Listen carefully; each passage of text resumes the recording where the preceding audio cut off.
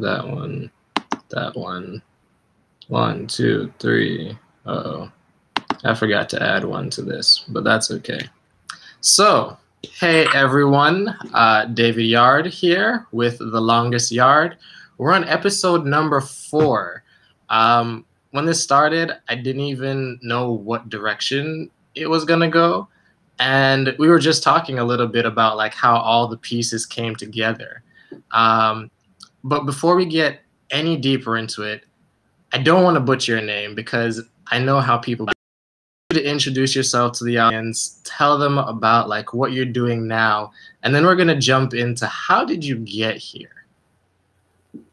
So my name is Altovise Pelzer. I'm the voice coach, not a voice coach. I work with women and helping them to define, accept, and use their unique voice. Awesome. And was like public speaking always your thing though? Like, did you find that it was easy for you to do public speaking? No. And I'm guessing like it's that creative thing, right? Right? Being at home with a book, I would have been A-OK.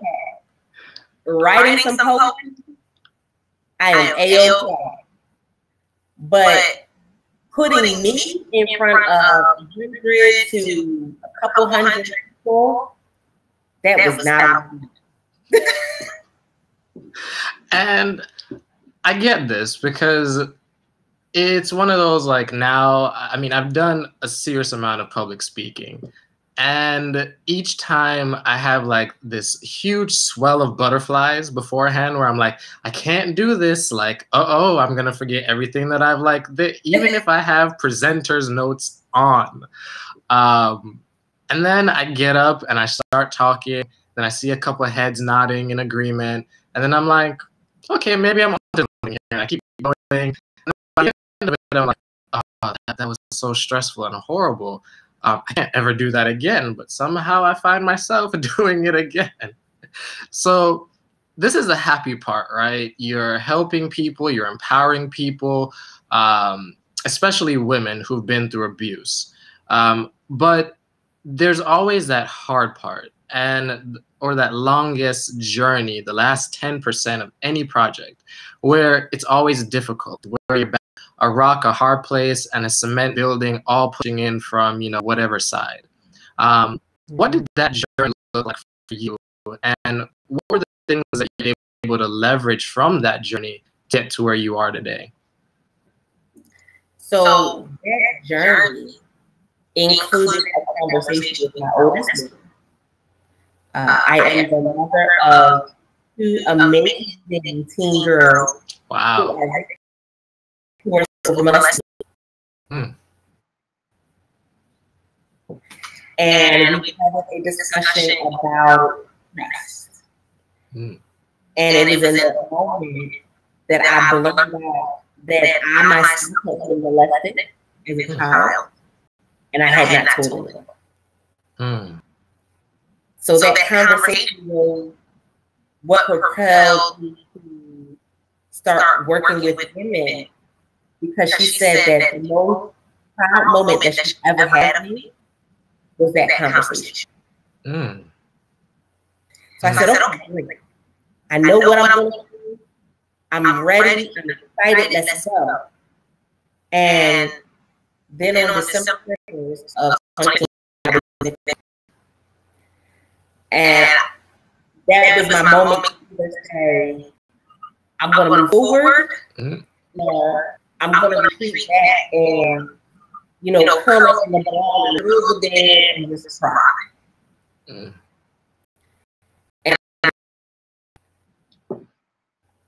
And I took a flight that I had planned. I get to the airport. My first flight is fine. My second flight, there's nothing in my ticket. So I go to the booth. And they told me to go in with group 2. I said, great. Okay. I go in with group, I go along, and they call my name. So I come back out of the line, and when I go back into the booth, they hand me another, and it's the first class. Wow. And that was my moment of, okay, I need to move forward because I don't know what other blessings are waiting for me if I just move forward. I want to touch on a couple of things that those moments when life literally kicks you and you feel like you're down, right? And then gives you these little sprinklings of blessings. Like, here's something, you know, keep your eyes up, right? And then a lot of times we look at it and we're like, oh, you know, like you said, you had that option of curling in bed and just saying, you know, being defeated, or, you know, saying, this is something I'm going to use to push forward. And it's not always easy, because most times when you look at life, there's so much that could happen in the spans of a day, in the spans of a month, in the spans of a year.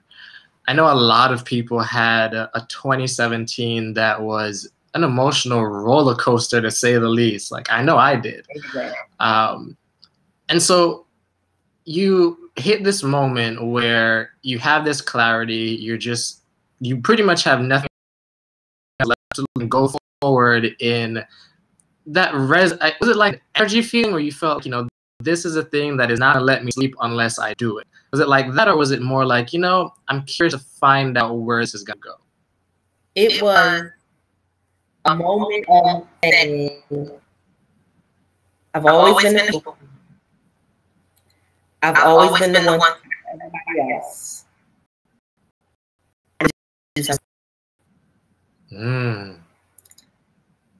And that means sometimes that we have to be okay that our circumstances won't look perfect. True. Because we always want that.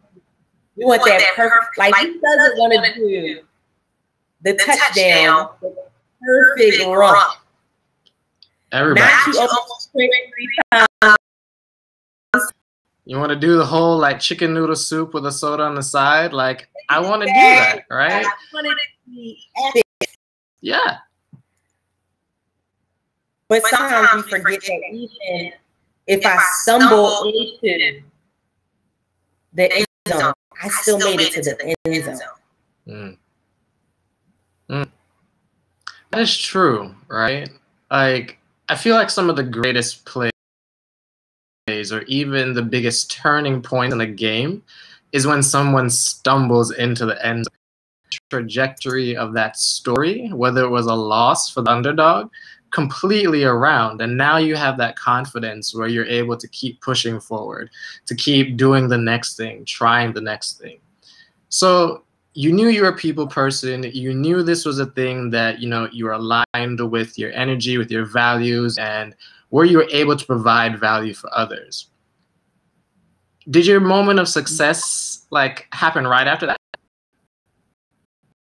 Yes. The funny thing about it, yep, is that my moment of clarity was after I came out my comfort zone. So I'm an introvert. Same here. Live streaming was not something that was on my radar. Definitely not. And in the beginning of 2016, I connected with my business coach, and the first class I took with her was live streaming. Threw you in the deep end, didn't she? Woo, man. I was so nervous. I would be rocking back and forth. I even laughed because there was several videos where I used to have a stool in my house where I was sitting, and I would be swinging in the stool, and it was nervous. I didn't even notice it. Oh man. I didn't even notice it, but I would be swinging back and forth and kicking my feet like a big old kid. And just kicking my feet, and I'm kind of looking around. I'm straight. But it was through library that I built the comfort and the confidence to be able to stand in front of. It is that confidence that okay, if I can go live and empower people, connect with people globally, then I can do a course. I can coach somebody. I got this. Yep. But I had to get through that whole. It's crazy. There was I think it was like a little anecdote or one of those little short stories where it's like, you know, we ask God for a cake and he gives us the eggs, the sugar, the food coloring, the flour, you know, he gives us the whisk, the bowl, everything. And we look and we're like, where's the cake? And the cake is sitting right in front of us, right? We have to take that first step. I remember when I wanted to be the designer, of conversation with my mom, and she was like, oh, what do you want to be? I was like, well, you know, I've been playing with this computer thing and it seems really cool and I want to do that thing. And I remember she was like, you know, there's no money in that. And, you know, it made sense at the time. A graphic designer in the early 2000s, most people, especially in minority communities, that was like unheard of. Mm-hmm. And here I am, you know, 17 years later. It's literally like, this is my time, like the time that was built for me. But none of that matters is if I don't take the first step out, if I don't reach out and connect with people. If I didn't hit you up and say, hey, I am digging, like, you're dropping how many books this year? We have to talk about this. Like, definitely have to talk about this piece. But all these things happen because people take that first step. Happen overnight. It rarely ever happens overnight. From Edison to Musk to, you know, Obama, right? There's a journey. There's a process that happens that when we look at these different things and we say, all right, what is the thing that kept them going? Was it their passion? Was it their community? Was it their, you know, insane, I don't know, energy and not give up? Like, what is that secret sauce? For me, it's a variety of things. I just can't stop creating.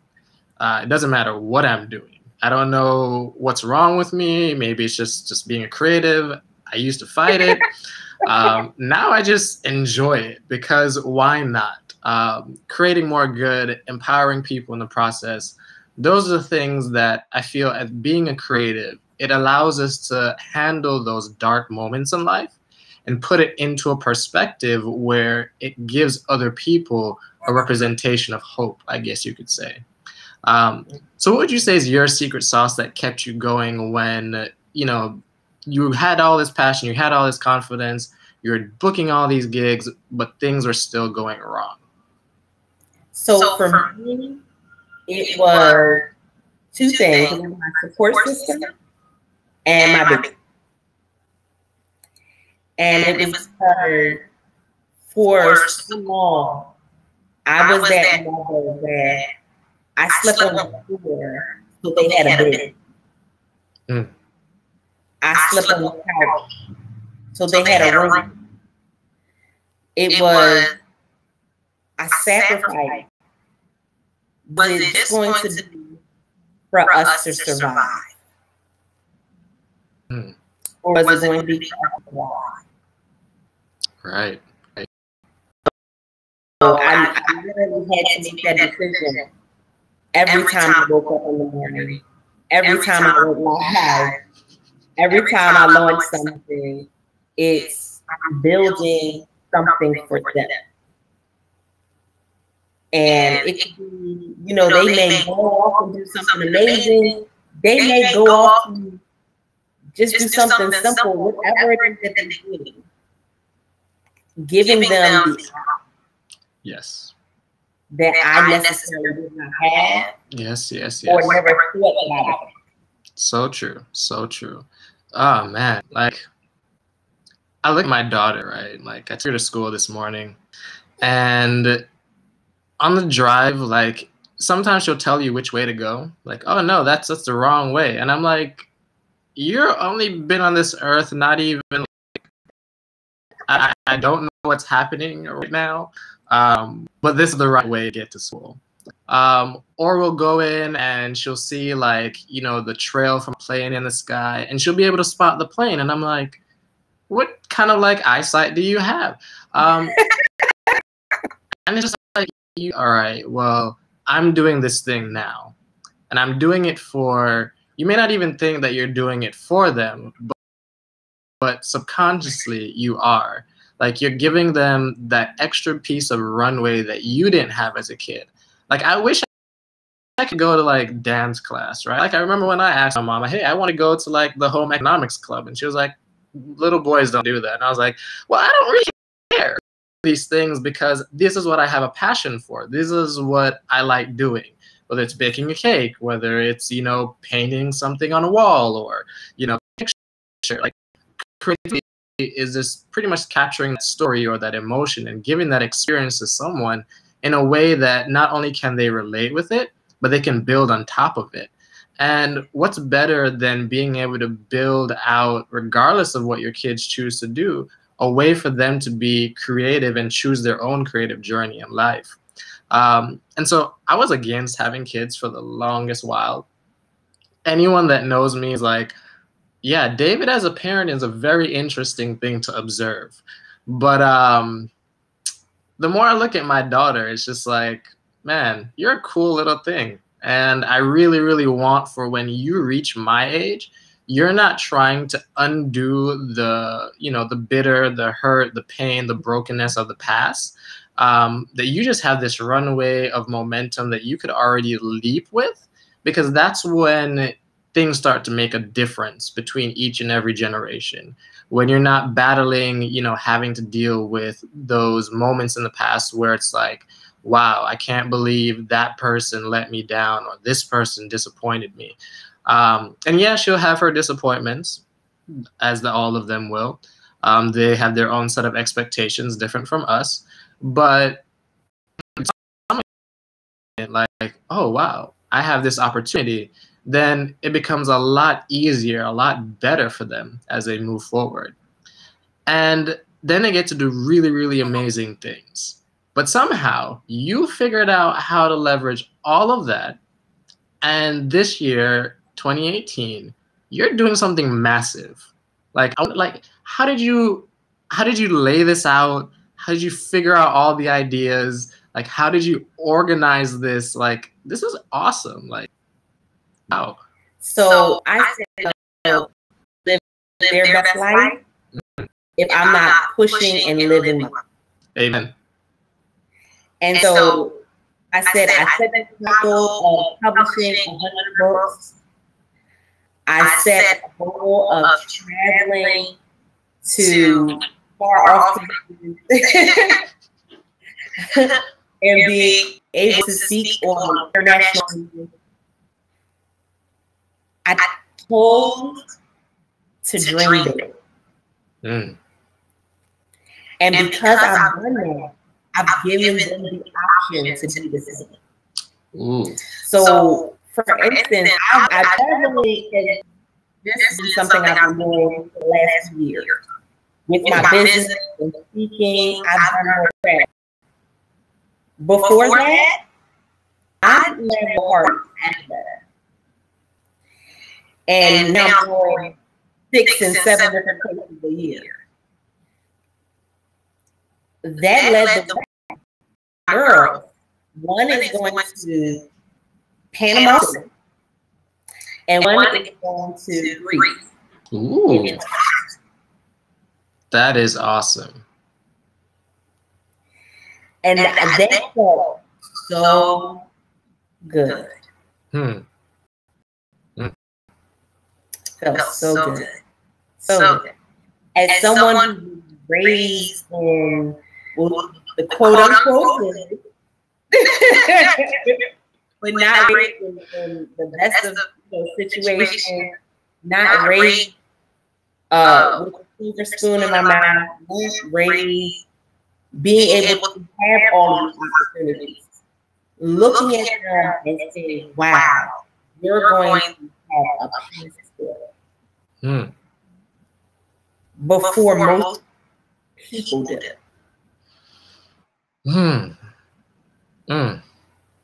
It's,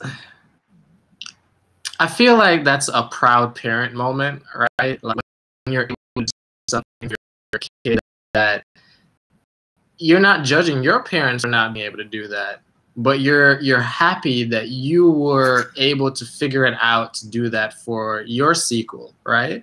And those are the things that I feel I wish more parents would think about doing, because instead of trying to raise your kid to please your parents or please, your grandparents, because let's face it, when your kid's graduating from school, those people most likely may or may not be around. The world's going to be drastically different, and a mindset that is so archaic that when it hits the real world, it crumbles and causes so much emotional decay. Then are you really doing the best for the next generation? Are you really putting them in the best position? But what you've done, you've encapsulated this mindset where it's like, I'm doing what's going to set my kids up for a better future. One that doesn't rely necessarily on financial means, but one that relies on experiences, right? One that, going and traveling to a different country, right? That's things that we need more of the world, especially amongst our community, because it's one of those that the more I look at like the places I've traveled within the continental United States, coming from Jamaica to here, having like an outsider's perspective, like those things help me a little bit better, help me to understand myself, my role, my purpose, and the things that I really, really want to accomplish in this world. But then at the same time, having a kid kind of builds all of that up even more, where it's like, wow, is my name to pay bills, make a lot of money, get famous, and then turn around and die and hope that people say good things about me after I'm dead? Or is it more about, what, my legacy is going to live on through the energy that I've given out to other people, the value that I've provided to those around me, the example that I've set to my kids, and being that helping hand to the people who needed me most, the people who weren't strong enough, the people who, may need someone to just simply say, you know what, you're not alone. And that magnitude of being able to do something so big by just focusing on something small is just amazing and impressive. So this year you have 10 books. What are they about? Like, are they all in the same realm, or did you like split this out across different like topics? So they're all pretty much self-help books. I have one book that is a book that my mother was working on passed away. Ooh. And I said I am going to have it published. I have poetry. I tell people all this writers in middle school, and a good portion of stuff I still have. Wow. Wow. So I have all kinds of poetry and stories and ideas. A lot of times it's just a matter of sitting it off to the publisher. But I have it. I have it. And it's been amazing. I love it. I think some of the topics they vary as I move forward. Because I may be into other things. I'm always creating something like I'm always doing something. I tell myself not to be stuck in just one mindset. But as a matter of fact, our family joke is that our neighbors, if they did not see us, would never know what nationality.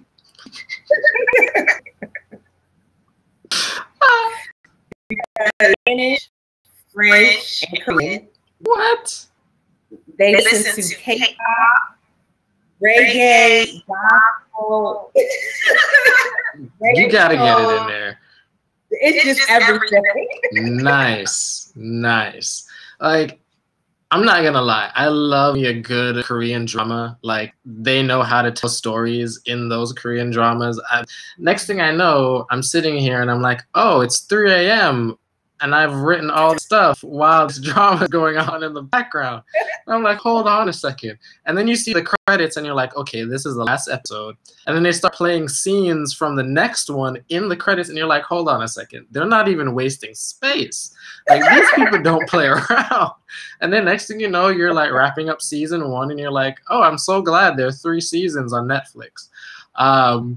But it's amazing how you've been able and drive it into something that not only benefits, you know, your family, but also people going through difficult times, people who are struggling with their own, you know, obstacles and roadblocks and boulders on the journey.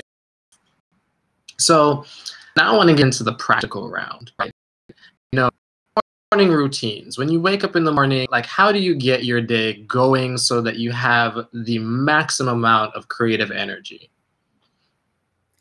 So I am all for that.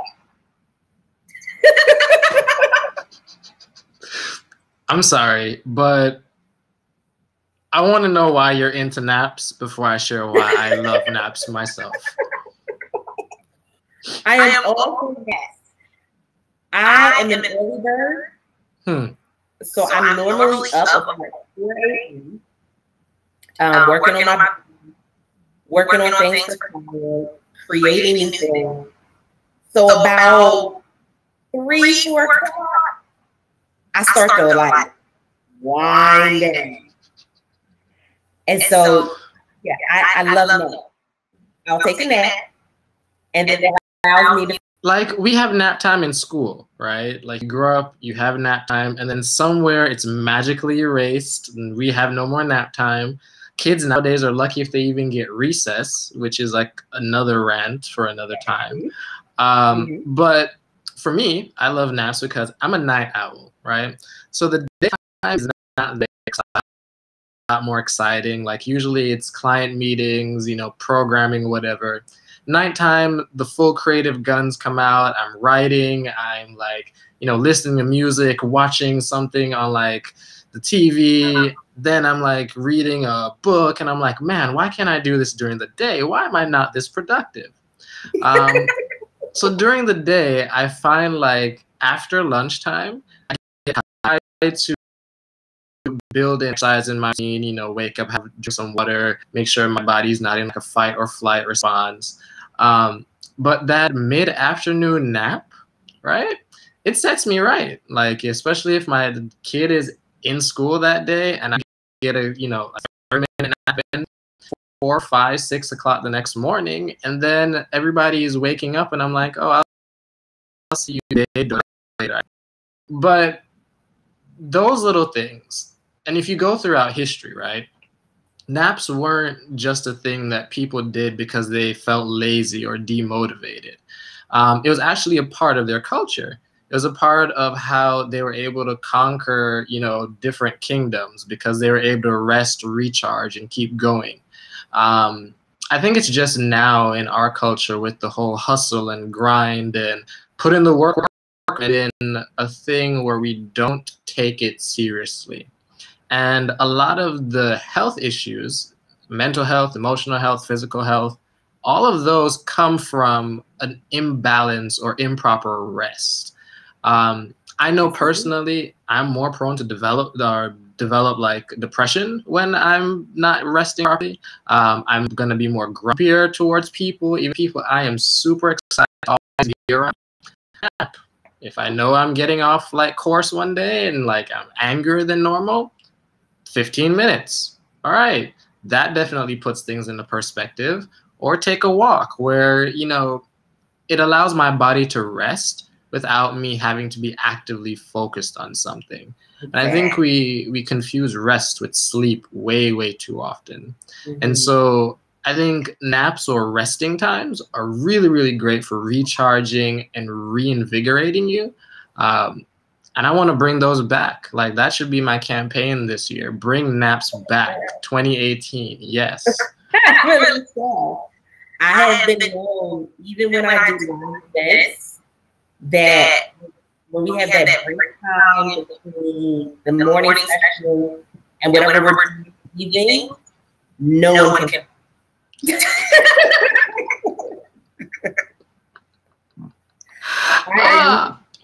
I am hitting the that's actually one of my introvert tips. Yeah. With people who are introverts and who are speakers, take some time, go sit by the pool, go take a nap, take some time, okay. But they all know when I come back, I'm full of energy. Oh yeah. Like, that's what I miss. I mean, I don't miss it from my corporate days. Like, I used to call it my power hour, where I would line up all my podcast interviews, any recruiter interviews, do all my writing. So I owned my intellectual property. I would shove so much into that hour where I'd be like, all right, the first half is going to be me just resting, listening to like classical music or whatever. And then that last half, since I know it like involves me moving around, I'm going to get stuff done. I'll just go down to the park, like a park, and park there and eat out in nature. And I would come back, and when everyone hits that afternoon slump, I'm able to go through, and they're like, oh, you're so energetic. I'm like, yeah, because I was not here. I was recharging. And I think you touched on something really, really important. For introverts, right? We have to balance a lot. We feel a lot more. In a sense, you can say we're empaths in many, many senses, right? How have you been able to leverage that in what you've been doing creatively? Mm-hmm. Yes, indeed. So, I have to say that for me, it's a tug of war. Because on one hand, taking time away, I have to pull myself away. But on the other end, the moments where I have to push myself to do something. So, for instance, doing the live stream, I had to push myself. But taking that time away when I do live events, I have to do that. It's a given. And so you have to know yourself, because everybody, even though you may be an introvert, you may not have the same triggers, you may not have the same things that drain you. There are some that do so well with being around a ton of people, and they're great. I envy them. Right? Like, what is that secret sauce like? Like, if I hit 50 people in a day, I'm done. Like, I just, one good event at like the Chamber of Commerce or tech scene, I'm out. Like, and then people somehow know you and they're like, oh yeah. And then the people who are following you online that you rarely interact with, and then they see you offline, and then they like want to catch up with you, and you're like, oh wow, this is a lot of energy I'm outputting, right? But then there may be times where, you know, your trigger may be you're traveling. So that's one thing, you're trying to guard yourself against all these people around you. Then you're going to a speaking engagement after you've traveled. Then you have to do a live session to, you know, keep up with your audience. And at the end of the day, you just basically shut down. Like, I can tell you literally any day that I have massive amounts of public or social interactions to do, I will pass out so hard at the end of that day. And I'm like, but what did I even do? I didn't lift a box. I'm not working in a warehouse. I'm not doing anything physically intensive, but the energy required to sustain, you know, like, not just listening to, like what was a way that they phrase this? But you're not just listening to respond back, but you're actually listening to converse with them. And so you're listening to the details, you're listening to the nuance, you're watching their body language, and you're watching a group of people that you're in. And man, that is an intense thing.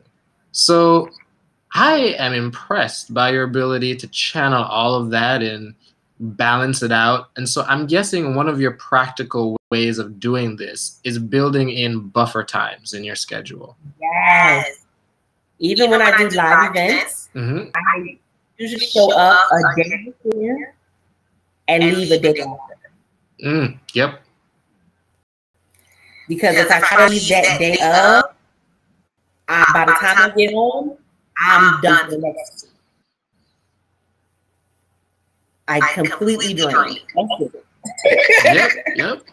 And that could mess with your momentum too, right? Because you go hard, let's say you didn't have those buffers in, and you come home and now you take like 2-3 days to recharge because that's what your body needs.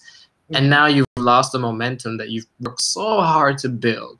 But yeah, so those buffers, regardless of if you're an introvert or not, and you're watching this, whether now or on the replay, build those buffers in. As you touched on this earlier, right? It allows you to know who you are.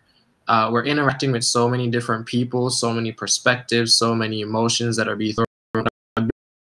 Really take the time to say, all right, this is me. I'm okay. On to the next thing. And so you go through all of these things. You're traveling. You're just changing lives everywhere. What is the thing that you're the most proud of outside of your children? So I can say one thing was in the beginning when I started going live, and I was telling my children, that was not something that I was like, yeah, I'm going to tell everybody what I've been through. No one ever does. No one does. Everybody that I'm having and express that my hair is falling out. No. So when I got up the nerve to actually start telling people, it still was a pull for me. I had to push myself to do it. And I used to go live at 3 in the morning. And one morning, I had a woman come on, and he was on the wrestle. So it was 3:30 in the morning for her. Wow. And I was talking about connecting and talking to your family. And some of us had spoken to our family in years, and how we need to reconnect and things like that. And she talked to the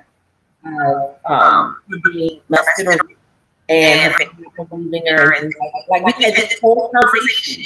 Yeah. She can see my face. I can't see her. Oh, that's the scariest part. Oh my. She's commenting, she's commenting, and I'm just like, oh my goodness. And she said she started to cry. And I was like, wow. She said in her whole process, she had never cried. Wow. And what made it even more for me was the title of my book, It's Okay to Cry. I like this topic, and I'm going to spend some time here, right? I love it because personally, if anyone understands Caribbean culture or male culture, crying is a bad thing, right? It's like a sign of weakness. You're not a strong person. But the moment I started to feel as if I had less of a burden was a moment where I actually sat down, and I don't even remember what was the thing that was a catalyst for it, but it was kind of like a moment where I was like, you know what? All of this stuff is okay. It's not really my fault. I don't really know why I'm carrying it. I don't even know why I'm crying exactly. All I know is I am feeling much better. And by the end of it, I know that's kind of like my closure to that thing, right? And so last year, it was one of those situations where, it was being blindsided by a family member and having to literally watch my mom cry on my shoulder. And my mom is 70, in her 70s now, right? I've never seen my mom cry. And that moment, it broke me and made me have to cry personally, where I was like, wow, how could this happen to my mom, right? Single mother raising us 2 kids. How could this happen to her? And once I was able to push past that and look at the situation and say, you know what? At least I was here to help. At least I was here to lend a shoulder, right? I'm okay. I don't need to impact tens of thousands of dollars and get some hype. Just that one person. Doesn't matter who it is. In that case, it was a little bit more meaningful due to the circumstances. But how often do we go through life where we could have been just the person to sit and listen, and we didn't take that opportunity? Or we could have been that person that, you know, shared the story and found that we were alone in, you know, having to struggle with forgiving others, or that other people made a reflection of who I am. There's so much power in that little bit of a thing of just crying and releasing it. And then, of course, on the chemical level, like, goodness, the human body is an amazing thing when it comes to like science and dealing with things. But so how did that end up being your book that you wanted to like lead out with? So that was a struggle because that was the title. And the title was like a best series or something along that line. Right. And I had books coming for it, and I was excited. And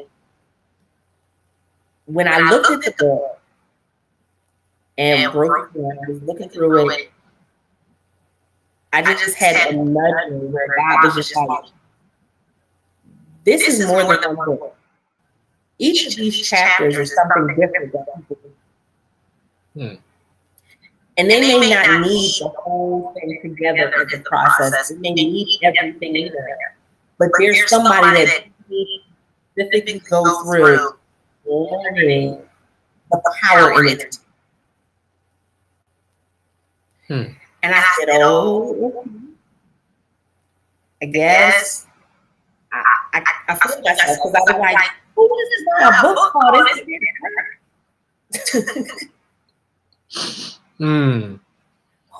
that book? That's not going to sell. But in all actuality, the conversations that I've had, even from just a book title, have been phenomenal. Have been phenomenal. And that's something in society that we may go to talk about. Your tears, you're supposed to suck it up and move on with life. But the reality is, we've been telling people to suck it up and move on with life. And now when that pain comes out in different ways, we want to ask them what's wrong. The irony, right? It's crazy how things that could be easily avoided are the things that we now have to deal with. And a thought hit me the other day while I don't even remember what I was doing. I think I was out on my garden. And it was like, why does history keep repeating itself? And the question is, or the answer that was in like some other book, movie, until we truly learn the lesson that we should. And it's the same thing with history. We wonder why, you know, we have these flare-ups of mental health, whether it's through an abusing or demeaning others, or whatever the case, or how it manifests itself, whether it's self-mutilation. Like, all of these things happen in that moment when a choice could have been made for the better, where we could have said, you know what? Yes, life is going to keep moving. The world is going to keep spinning. Years are going to keep going by.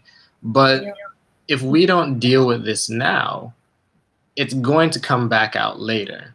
And when it comes out later, it's going to be a whole lot worse because we've gotten comfortable to ignoring it, to feeling good that we don't have to deal with it right now. Three-headed serpent, and you're like, hold up, is that what it really, really was? When in the beginning, it may have just been a tiny little snake that we could have just like got rid of. But then there's something else that you touched on that I think was really, really cool. In the creative process, many people try to force things, like whether it's a book title, whether it's how the cover should look, or, you know, who should be reading the book. And a lot of times the creative process yields itself best to a process that is organically done. Like you're just doing, you're following, you know, that drive, that passion, the thing that you can give value around. And then the name comes out, and then the colors come together, then the community comes behind it.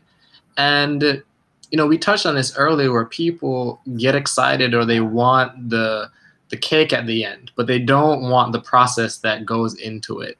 And we see these successful people. We see all these people that were like, oh, I wish, you know, hashtag goals. But the reality is, do you want that hashtag journey, right? Did you want the time when no one believed in their idea, when they were the only ones in the office or studio or wherever working late at night? Do you want the times when, you know, bills weren't met and people are calling them down, or generally the answer is no. And that's why I feel like creatives have a hard time pulling themselves away from their creative work, right? Because there's so much of us into it. Like whatever is occurring in that space of time during our life, we're finding a way to incorporate that bit of our like virtual DNA in that thing. And when someone says, oh, it's horrible, we think it's an attack on us. But simply, it's just a misunderstanding of what it is that we're supposed to be doing. And I feel like that happens often when you don't document your work, right? Like back in school, if we were doing long division, you had to show how you got there. You couldn't just be like, oh yeah, this is the answer. You had to be like, yeah, you know, I had to do this thing, I had to carry this over here, this ended up like, I don't even want to touch math anymore. But years later, you realize you're standing in line and the cashier gives you the wrong amount of change, and you're like, hold on, honey, here, you need some stuff back, or dude, what are you doing? Like, like, you know, or hey. And then there's so many times I've seen, whether it's my mom do it or like it happens to me, and I'm like, you realize you gave me something extra, right? And they're like, oh, thank you so much. Like I would have gotten like written up or whatever. And I'm like, okay, I'm glad that didn't happen now. Just be a little bit more careful because you seem like a really, really awesome person otherwise. Mm-hmm. But even in web development, how many times you need math to do things? And I hate it. I still hate it. But I'm decent at it where people pay me for it. And I deliver exceptional experiences to them because that's me putting my digital DNA into it. And I want it to be the best representation of me wherever it exists. And so that creative conundrum is one that, I don't know, how do you deal with that as you like create projects, plan things out, and share it with the world? So I had to have this mindset, like this statement had to be seared into my thoughts. Everyone is not my customer. Everyone is not my. There are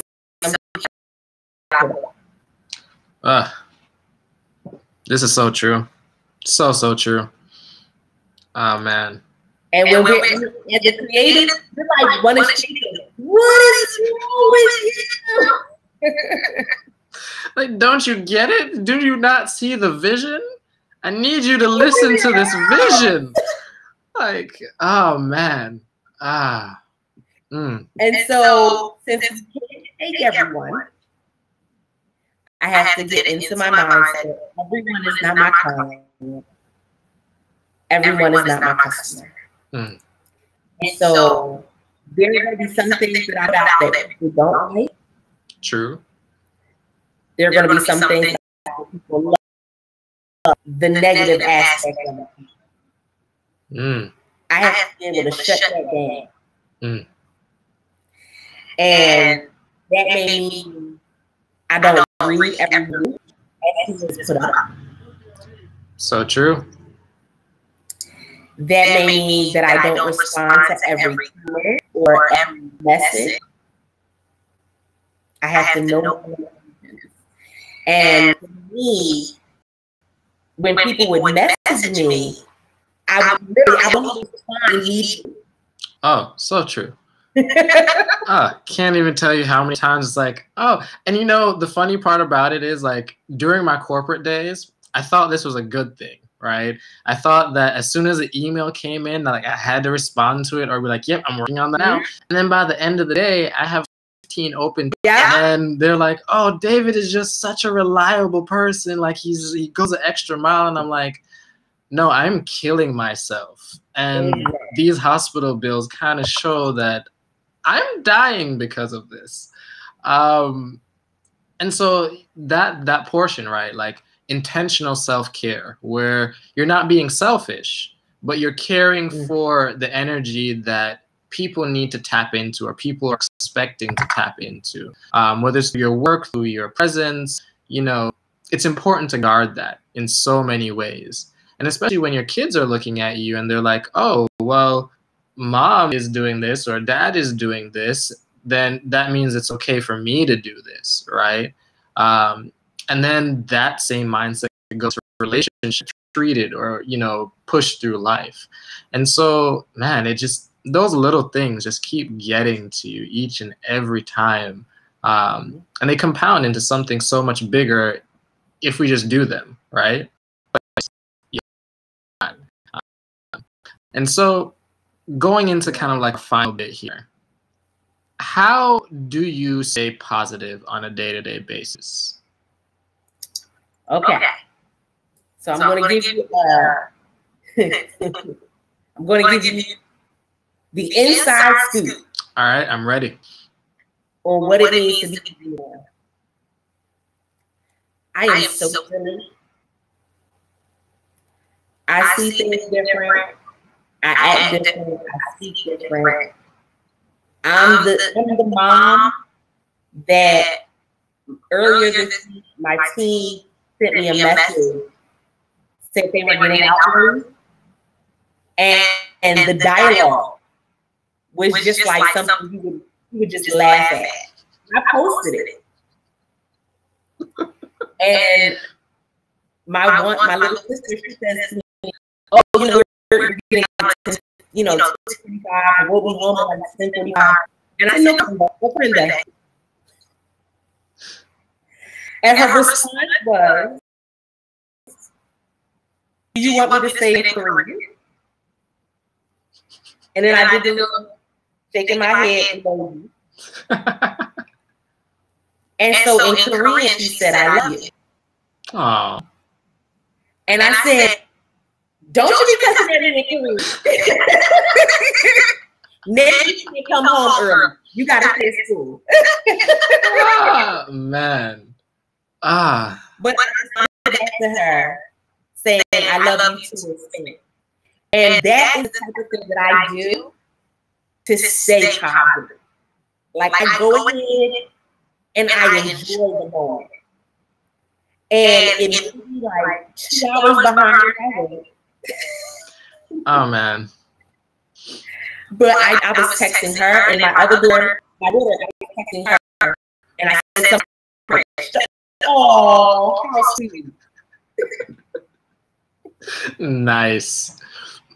Those little conversations are cool. Right? I'm that mom. Or I'll have a moment where I just dance. I'll put on some music and just dance. I do things that just bring joy to me. Excellent. Excellent. I love a good dance party, right? Like, my wife swears one day I'm going to be deaf. We'll see soon. But I have those in. I I'm either listening to like dance hall. I'll even dance to classical music. Like, give me a good Beethoven like sonata, and I will be bopping. Like, people don't understand. Like, how is that even possible? I can get down to classical music too. Thinking about it, like I could be cooking, I could be cleaning, and next thing I know, I'm just kind of like in the flow of the song. Time starts to just melt away, and for whatever, it doesn't matter what else is happening, that moment seems perfect, right? Like there was one moment recently where I don't even know how my daughter arrived at this conclusion, but I just finished eating, and she turns to me and she goes, "Daddy, mommy make your food?" And I'm like, yeah, for sure. For the intent of this conversation, like I know what's gonna happen. We're about to hit 21 questions. It's okay. Yeah. She's like, "Oh, that's cool. Did mommy make it hot?" And I'm like, "That's a little specific for you to be asking." And I was like, "Yeah, it was hot." And she goes, "Aw, that's so sweet." And as she's doing it, she turns her head to go back to watching like whatever show she was watching, and it was just like in that moment, I'm like, what just happened here? Like, how do you even process that was something that should be tagged as sweet, right? But these kids nowadays understand and pick up so much more because we're showing a lot more emotions, right? And our emotions may not always be positive. Last year was a rough year for emotions for everybody because it was kind of like the battle of morals, right? And the reality is we just all don't understand each other at all. And we're a little bit selfish in the way we misunderstand each other too. Oh, very. But I feel like this year, a lot more people are determined to build things together, to uplift, to strengthen, to encourage. And this is what does always upward mean to you?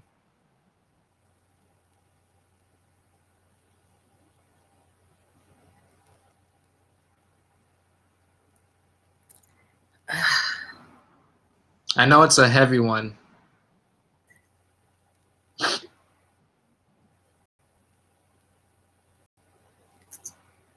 I said,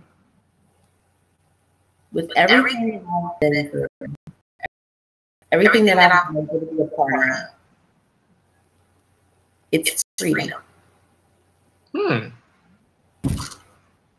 Tell me more.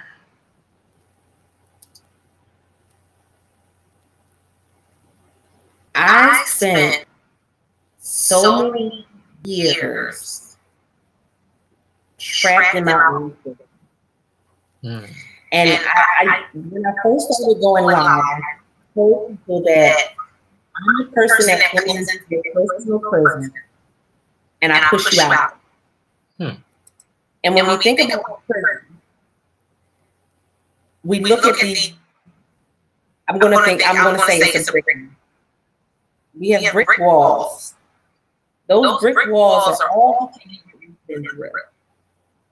And there may be a wide open for us to go out and for opportunities for to travel and meet people. But we're stuck in that looking at those walls.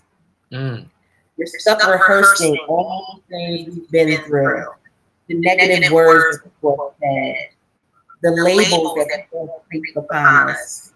And so say yes to the journey has allowed me to be free.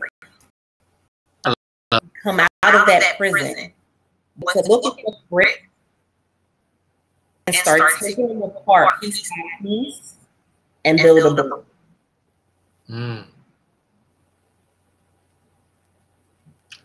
That, I think, has been the most unique perspective on that thus far.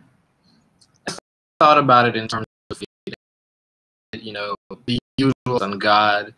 But yes, it is that freedom, like you're saying. Freedom from the past, freedom from holding yourself back, being the rock to your own balloon in many cases.